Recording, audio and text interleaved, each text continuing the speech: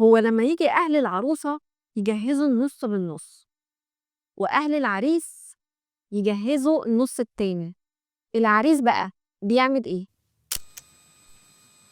ايه؟ الحقيقة سؤال بيصير في دوري من زمان ونفسي ألاقي له إجابة.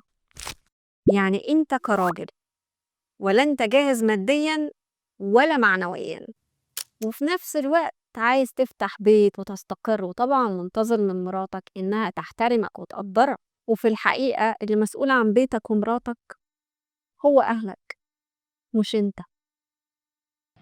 بابي هو اللي بيشتغل وانا اللي بصرف. يا تيتو يا تيتو.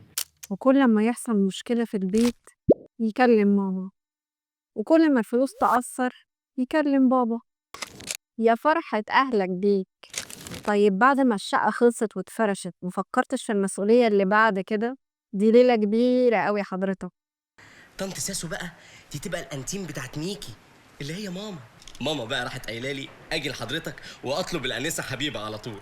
وانتي يا عروسة مستعجلة أوي تلبسي الأبيض، لبستي يا حبيبتي، ألف ألف مبروك. الجواز بس مش فرش بيت وعفش وأجهزة، جواز مسؤولية كبيرة أوي، واللي مش هيعرف يعتمد على نفسه في الأول عمره ما هيعرف يعمر بيت.